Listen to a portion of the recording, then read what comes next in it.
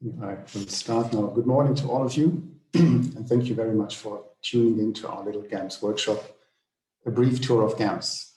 My name is Stefan. I work for GAMS as a technical sales engineer.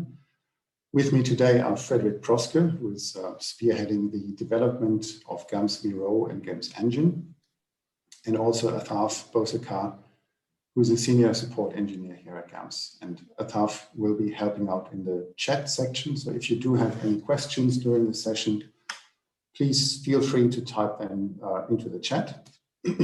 Other than that, I would ask everyone to keep their microphones muted, but I think that's already the case. So this session will start out on a really basic level, assuming you have no previous knowledge of GAMS. And for those of you who don't know, GAMS stands for General Algebraic Modeling System, which is at the same time the name of our core product and the name of the company. So we have around 25 full-time staff split between our offices in the US and in Europe. And those 25 are a really strong mix of developers, mathematicians, and optimization experts who maintain and develop GAMS and who also offer excellent support to our customers. So here's the schedule for today. First, I will give you a brief introduction into our company, who we are and what we do. Then I will jump into the workshop, starting with basic modeling with GAMS. I will show you how to formulate a simple optimization problem in GAMS, how to solve it, and how to interpret the results that come out of GAMS, and generally how to interact with the system via our development environment called GAMS Studio. The next part, after a little coffee break, will then focus on GAMS Miro, which is our deployment option.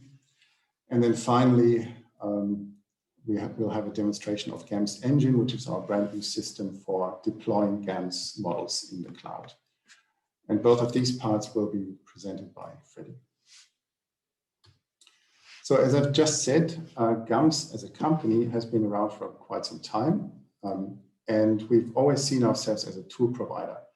So our core product was and is GAMS, the algebraic modeling language, and all the third-party solvers that ship with GAMS. And there's also a development environment, as I've just said, called GAMS Studio. It used to be GAMS IDE, but these days it's GAMS Studio. And there's a bunch of APIs for all the major programming languages like Python, C++, .NET, and Java. So just to give you a brief glimpse of what a GAMS model actually looks like.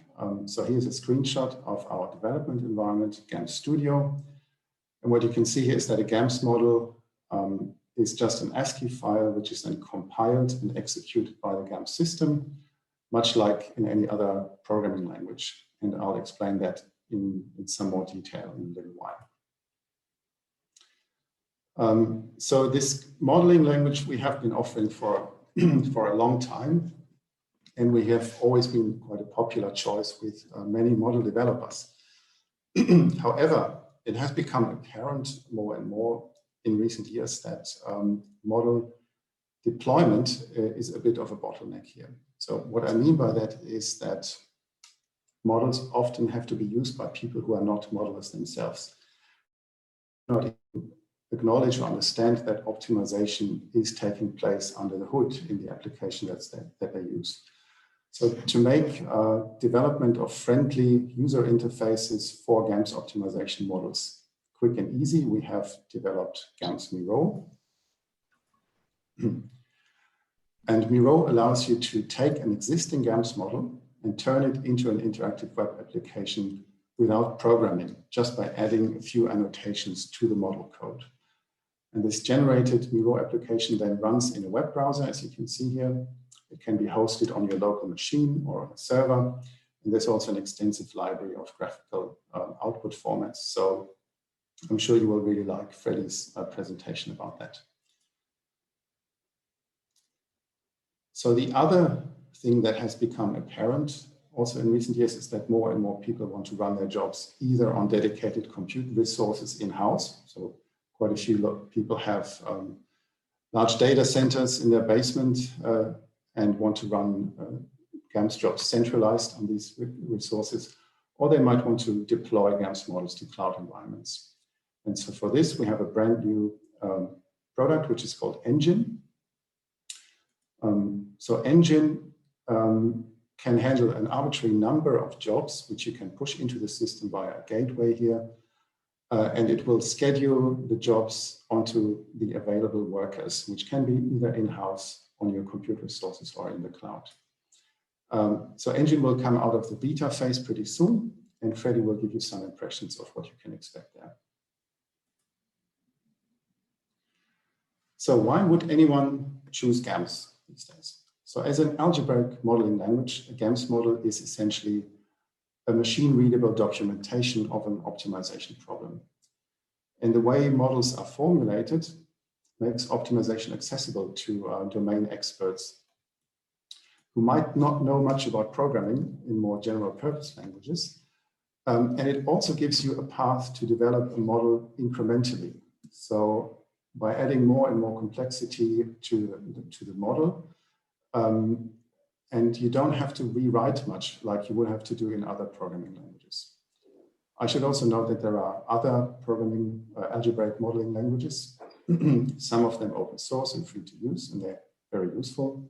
But we think that GAMS offers some real benefits for users who are heavily invested in optimization modeling.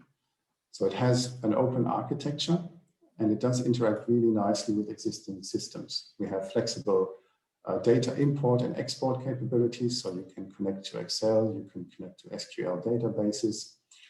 We have, as mentioned before, various APIs that allow you to control GAMS from your existing IT infrastructure, from other code. And probably one of the biggest advantages of the system is the solver independence. So what that means is that you can develop a model, start out with one solver, maybe even a free and open source solver. And many people sooner or later will then get to a point where the open source solvers do not fare too well and are too slow. Or they might change to a different model type. For example, going from a linear program to a nonlinear or mixed integer and nonlinear program. And then it's really easy in GAMS to change the solver with just one line of code. The other nice thing for a customer is that they can purchase GAMS through us. So there's only one point of contact for the customers. Everything comes prepackaged in each GAMS installation. So if you want to update to a different solver, all you have to do is install a new license file, but you don't have to install any additional software. And we make sure that everything plays together nicely. So once you're then ready to roll out your brand spanking new model to the world, our new deployment option Miro for rapid UI development is there. And with Engine, you can even tackle large-scale deployments quite easily. And finally, we focus heavily on long-term compatibility. So as I've said, we've been around for a long time, and many of our customers have been using models for 10 to 15 years or longer. And compatibility, excuse me, is very important to those people, especially when you consider how much work can go into the development of a model.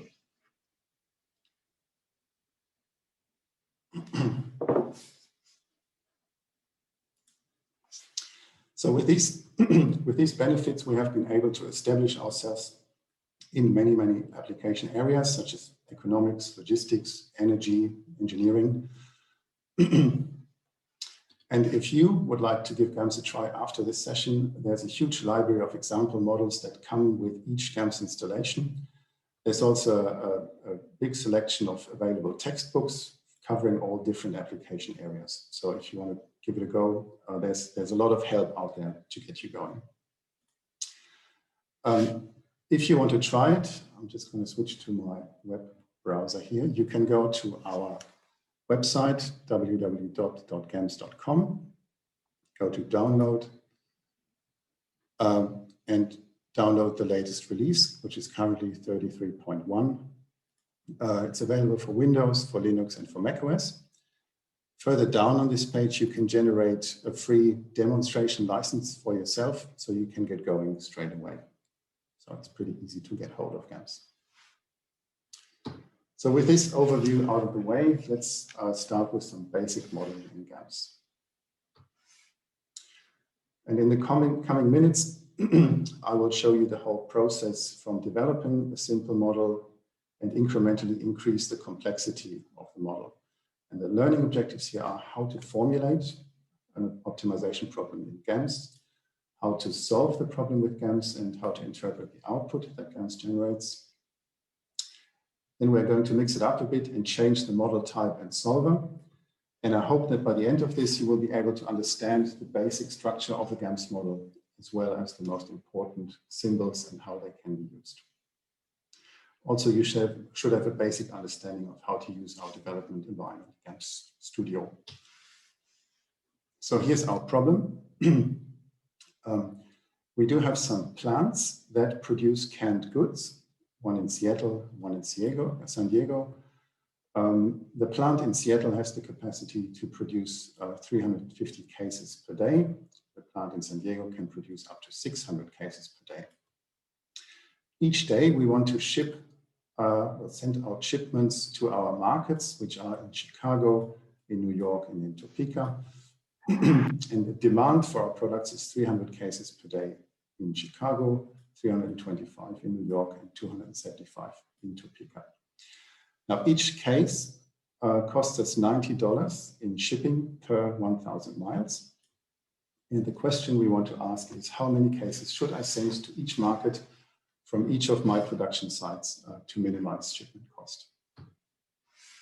Now, mathematically, this optimization question is a linear program, or short LP. And LPs, as most of you would know, are a very widely applied class of optimization problems. In a few minutes, we'll see how this can be implemented and solved in GAMS. And then we are going to make things a bit more complex, first by adding some discrete decisions and turning the problem into a mixed integer problem, a MIP. And finally, we'll add a nonlinearity, turning the problem into a mixed integer nonlinear program. And hopefully you will be able to appreciate how easy it is to change the model type in GAMS and how to change the solver in GAMS. Let's start with a simple linear program. One information we still need to solve the problem is the distance between our production sites and our markets. So these are all the connections that we have. So from Seattle to Topeka, we have 1,800 miles. From San Diego to Chicago, we have 1,800 miles, and so on. Our freight, as I said, was $90 per case per 1,000 miles. And our objective is now to minimize the transportation cost, subject to demand satisfaction at the markets and observing the supply constraints. So if we want to write this in a more mathematical way, we can have two indices, I and J, where I is the set of canning plants, J is the set of markets. We have a decision variable X for each pair of canning plants and markets, and that's the number of cases we want to ship from each plant to each market. We have additional data we need to enter, the transport cost per case, the capacity in cases at the canning plants, and the demand in cases at our markets. This is our objective, so we want to minimize the total transportation cost, which is the sum over all plants and markets of the product, of the shipping cost, and the quantity to ship. And here are our constraints. So we want to make sure that the shipment from each plant is less than the supply capacity of that plant, and the shipment to each market should be greater than the demand at that market. Then we have an additional constraint that our X should also always be greater than 0 or equal to 0, because we do not want to ship from a market to a plant, which would be the case if we allowed negative values, or it might be the case if we allowed negative values. Now let's see how this mathematical notation can be expressed in GAMS. I'm going to change over to GAMS Studio. It's on a different screen. So this is GAMS Studio, which is essentially a text editor at its core. So if you've ever used a text editor of any kind, you will feel right at home. The model is just an ASCII file. And you could if you wished, also use Notepad to edit GAMS models. That's totally possible. But using GAMS Studio certainly has certain advantages. For one, you have syntax highlighting, as you can see. So comments, for example, here are in green and italics. GAMS keywords are in bold and in blue, and so on. The other thing that is really good about Studio is that it's tightly integrated into the whole GAMS system. So you can run jobs from Studio, you can look at the results in Studio, and so you don't have to switch between different programs. You can also run GAMS from the command line if that's required for whatever reason. Now, if we go through the example problem here, on the first line, we have this keyword $title, which is a so-called $control option in GAMS. And you will find these $control options quite often in GAMS. And they tell the compiler to do certain things or to set a switch. So here we tell the compiler that the title for our problem should be a transportation problem. And then this title will be used in the output that is generated by GAMS. Lines that start with an asterisk are a comment. So these are all in green. Here we enable with another $control option, another type of comment. We can add end of line comments, which I'll use just for this demonstration. For example, down here we have an end of line comment, which is initiated with these two exclamation marks. And here we can start our linear program formulation. So we just use the keyword sets, which will tell GAMS that we want to declare sets. One set is called I, which is going to contain our canning plans. And you will see that I is the name of the set. Then we have some white space, and here we have what's called explanatory text. So this is just to comment the model to make it more human readable, but it's not actually used by GAMS. Then between these two forward slashes, we have the set elements. So one is Seattle, and separated by a comma. We have the next set element, San Diego. On the next line, we have the next set, J, which is our set of markets, with the elements New York, Chicago, and Topeka. And then we terminate the set statement with a semicolon. So all GAMS statements should always be terminated with a semicolon. I should also say that GAMS keywords are case insensitive. So I could also write sets in capital letters, and I could also write set in the singular form. So GAMS is quite flexible here and allows you to make it sound good in English. So I prefer the lowercase variant and the plural value. Then we have to tell GAMS a few parameters. So the keyword here is parameters. The first one is A. So that's the capacity of our canning plans. So we define the parameter A over the domain I, which means that for each canning plant in the set I, we will be able to add a numerical parameter. So the first one here is Seattle, and our numerical value here is 350. So that's the capacity of the plant in cases. For San Diego, we have 600. And again, this definition here is enclosed between an opening and a closing dash or slash. Then we have the next parameter here called B, defined over the domain J. So that's the demand at market J in cases. And for New York, we have 325, Chicago 300, and Topeka 275. And again, we terminate the statement with a semicolon here. Now we need to tell GAMS the distance between the plants and the markets, and we can do that using the table keyword. So we define a table called D over the domains I and J, which means that we can create a mapping between our markets and our production plans. And we can write this in a very nice and user-readable format. So for example, the distance from Seattle to New York is 2,500 miles. And from San Diego to Topeka is 1,400 miles, and so on. And again, we terminate the statement with a semicolon. Then we need to tell GAMS the freight cost in dollars per case per 1,000 miles. So we define a scalar value called F. This is again the explanatory text. And the value is between these two forward slashes. So the value here is 90. And again, terminated with a semicolon. Then we have to declare an additional parameter, C, which should contain the transport cost in thousands of dollars per case for each combination of plants and markets. So we define C over the domains I and J. And you will notice here I have a semicolon. So this parameter has been declared, but we don't have any values yet. So we can do that in an assignment statement here. So we can assign the product of our scalar F, the distance between I and J divided by 1,000 to our parameter C. And in most programming languages, this would involve maybe 2 nested for loops to do this. But in GAMS, it's just a one-line assignment, which is very nice. Then we have variables, decision variable X. So that's the shipment quantities and cases that we actually do want to know, defined over I and J. And we have the total transportation cost in thousands of dollars, which we call Z. So that's our objective value.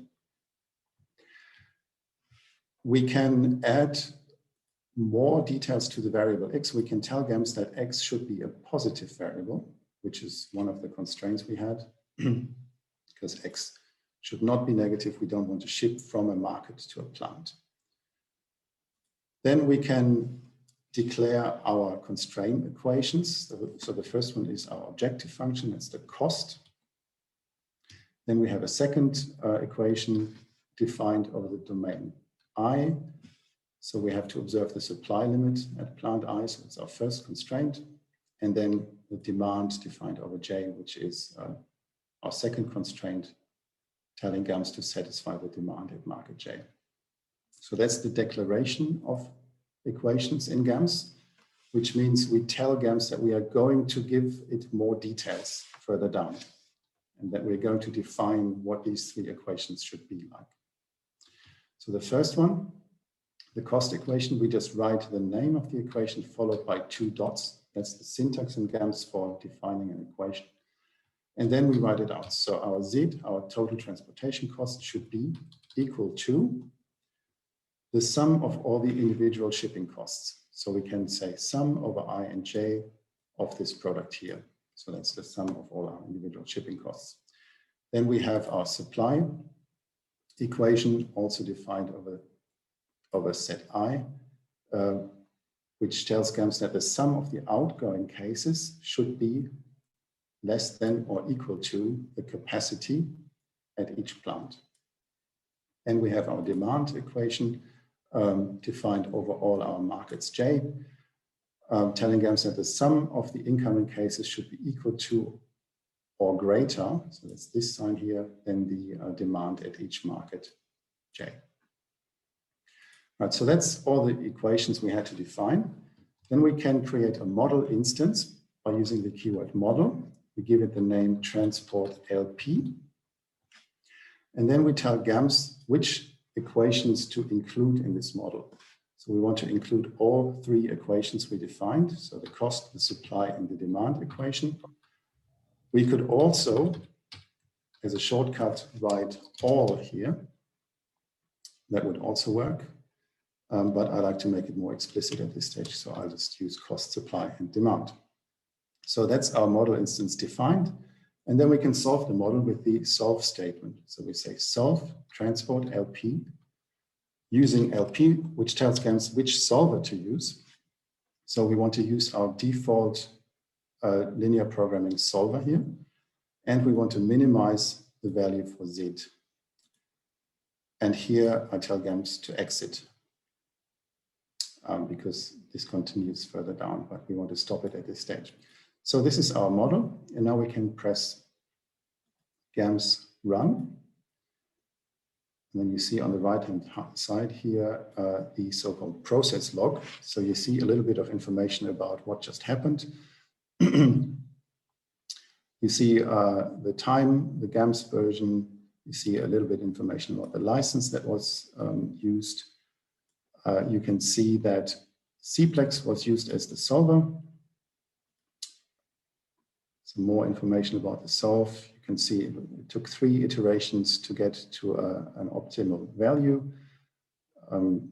Cplex found an optimal solution and the value for Z was 153.6750. So if we then click on this blue line, we get into the so-called LST file. So that's a more detailed output of the results of our solve. We start at the top here. You see this is the title that we gave GAMS in the first line, a transportation problem. Then GAMS echoes the input into the LST file. So this is just a copy of our model source code. Then here we have some information about the file name that was used. It's not so interesting right now. Then we have the so-called equation listing. So you will see that, for example, our supply equation, we defined that over our canning plants I, and GAMS automatically unrolled that and created 2 equations out of that. So one for Seattle and one for San Diego. The same is true for our demand equations. So GAMS generated 3 out of the 1 statement that we gave. Then you get a listing of all the variables and the coefficients in each of the equations where these variables show up. So this is good for debugging purposes. You probably don't have to go through this every time you look at the results, but it's good to know it's there. If you do define a new problem and it doesn't do quite what you want, then you can use these for debugging purposes. Then we have some model statistics. So we had 3 blocks of equations in our input file, and GAMS generated 6 equations out of those 3. We have 2 blocks of variables in our input, and GAMS generated 7 single variables out of that. And we have a matrix of 19 non-zero elements. Then we have the solve summary. So we use Cplex in the linear programming mode, if you will. We wanted to minimize our objective value Z. And then we go further down, and here you have some information about the results. So if we look at our variable X, that's what we're really interested in. It's the shipment quantities and cases. You can see that from Seattle to New York, we should ship 50 cases. From Seattle to Chicago, we should ship 200 cases, and so on. The dot here is a shortcut for 0. So you see the lower margin or the lower bound for the variable X here is 0 because we wanted X to be always positive or equal to 0. This is our level, so that's our result. And then we have an upper bound of infinity for all our X's here. And here's our variable Z. So that's the total transportation cost in thousands of dollars is 153.6750. And that's the output. So if I go back to our PowerPoint, you can annotate the map from the initial problem statement. So we have to ship 300 cases from Seattle to New York, 50 cases from Seattle to Chicago, 275 from San Diego to Topeka, and 275 from San Diego to New York. And our total cost is $153,675. So that was pretty simple. Let's look at turning this into a MIP problem. So let's assume that our shipping company says, look, we cannot accept any shipment of less than 100 cases. It's just not worth it for us. Then you say, okay, how do we do that? So we still have our continuous variable X. So that's the number of cases we want to ship. And we add a binary discrete decision variable, which we can call ship. So ship can be 0 or 1. We can then formulate this using a big M helper variable and add 2 additional constraints. So the first one is the amount shipped between plant I and market J must be greater than 100 if ship is 1, so if we do want to ship at all. And the second constraint is that our X should be less than or equal to some big M variable, and I'll explain that in a little while, how to calculate that, times our ship binary variable. So if ship is 0, then we do not ship at all, because then we would force our X to be 0. So let's look at the GAMS code for this. I'll turn back to GAMS Studio. So then I'll have to remove this exit statement if we want to continue. First, I have to make sure that we will save the parameters or the results of the previous linear program by telling GAMS to use or to define some additional parameters. One is the quantities. To ship from each market to each, from each plant to each market, and then we add a third dimension. The asterisk here tells GAMS that we want to have a universal set, so we can add anything to this dimension, which is good for report writing. And we add a parameter for the total cost, again, over universal set. And here we assign to these two parameters. So the shipping quantities from I to J for the linear program should be our X values. And the total costs for the linear program should be our Z value. And we display the results here with this display statement, which will cause GAMS to print it into the LST file. So let's start with our MIP formulation then. We have to tell GAMS there's two more scalars. So one is called min S, that's the minimum shipment amount, which we said should be 100. Then there's the big M helper variable, and we don't assign a value yet. We just say we want to have this value, but we don't know how big it should be yet. So how big should it be? So for that, you have to know that a shipment quantity can only be or cannot be bigger than either the highest production capacity of all plants or the highest demand of all markets. And we can tell GAMS to calculate this value. So we say with this statement here, get the biggest production capacity of all markets in the set I, and also calculate the biggest demand at all markets in B. And of those two, take the smaller value, and that's our big M. We can also display this value for big M in the LST file. We then tell GAMS that we do want to have a binary variable, which we call ship, for each I-J combination. And remember, that should be 1 if we do want to ship from I to J, and otherwise it should be 0. And we just add two additional constraint equations. So one is min ship and one is max ship. And min ship should be ship at least an amount of min S if ship is 1. And max ship is that our X should be less than or equal to the big M we calculated before times our shipping variable here. So we then can declare a new model instance. We call it transport MIP. And now here's a nice thing about GAMS. You can reuse model instances that you have declared before. So here we have transport LP, which was the previous model that we generated. So we can reuse that and just add these two equations to the model, transport MIP. And we can solve transport MIP using our default MIP solver, and again, minimizing Z, and add the results to our quantities and total cost parameters.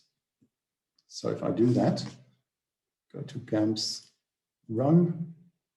Again, we have our output here. I click on this line and we get a slightly longer listing file than before, because it contains the output from the linear program, and then after that, the output from the MIP formulation. So if we then look at the results, we can see, again, Cplex was used, but this time in MIP mode. And our final result is here in this quantities parameter. So we should not ship any longer from Seattle to New York. So instead of 50, we now have a value of 0 here. And instead, we have to increase the shipping amount from San Diego to New York by those 50. So we go from 275 to 325. Our total shipping cost hasn't actually changed between the linear program and the MIP, because the distance between Seattle and New York and San Diego and New York was set to the same value. So that leads to the same total shipping cost. So if I go back to my PowerPoint here. So this is the solution of the MIP model. So we don't ship anymore from Seattle to New York, and instead we have increased the shipping amount from San Diego to New York to 325.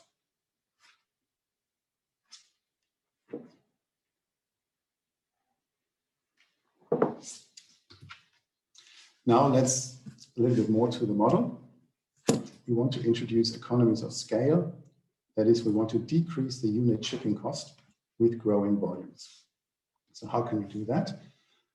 We can just introduce an exponent beta, which if beta is less than 1, will reduce the shipping cost dependent on the amount shipped. So instead of having this linear correlation here, we will have a non-linear correlation. And we will turn our mixed integer problem into a min LP problem. And to do that, we have to replace our objective function. So instead of calculating our total transportation cost as just the product of these two variables, we have to add our exponent beta at this point. So let's look at the GAMS code for that. Again, I'll switch back to Studio. Scroll down here, uncomment the exit. And here we have our min LP formulation. So we define the scalar beta. We set it to 0.95. And we have a new equation which we can call cost NLP. So that's our nonlinear objective function. This is the equation. And then we define a new model instance, which we call transport min LP. And we reuse the previous MIP formulation. So we say it's the transport MIP model, and we take away the cost equation and add the cost NLP equation. So there's some sort of simple algebra, if you will, that you can do with these model instances. Then we solve the min LP problem using the default min LP solver, and again, minimizing Z, and store the results in the quantities and total cost parameters. So if we do that,